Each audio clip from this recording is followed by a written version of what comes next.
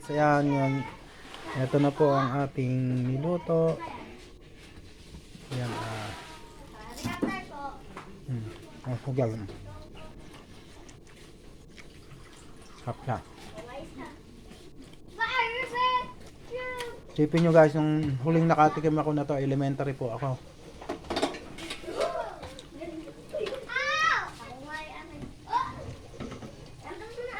So, ngayon lang ulit ako ito yung nakakain. Yun siya guys. Diba?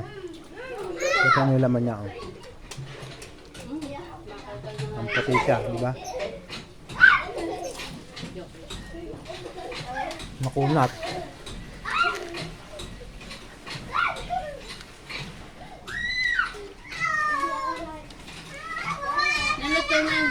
So guys, ito na yung part 3 niya. Tama lang yan. Hindi pwede nga po Yung sabo. Kapag lumamig siya, pwede natin siyang inumin. Gamot po siya sa may UTI.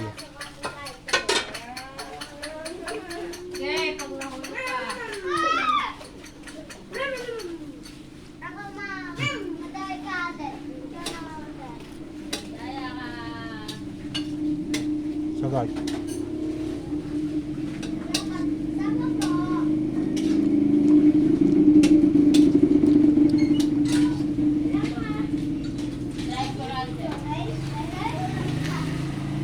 yung lasa na to guys ay parang kamoting kahoy.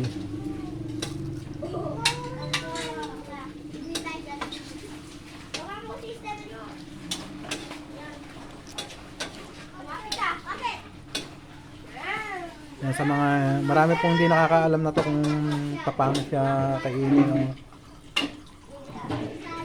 Yung puno na to ay para pong luya po siya.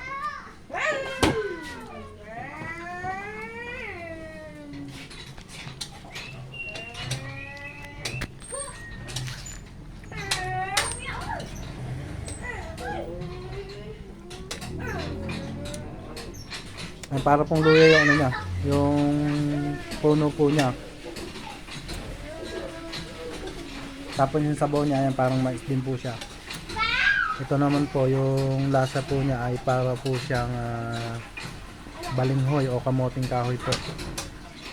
Masarap po dito yung ano, yung makunat na po siya, hindi kagaya po na ano na ito makunat na po ito. Ayan, yung mga malalaki po na yan. Ito malambot po ito. Pero maganda naman po kasi hindi siya tagulan, kaya hindi po siya matabang. Kung tagulan po natin siya kanina ay matabang po siya. Yan, thank you guys. Yan, ito po i-upload ko po siya sa YouTube channel ko po. Yan, pa-subscribe naman po at pakipanood po ang aking mga in-upload pong videos po doon.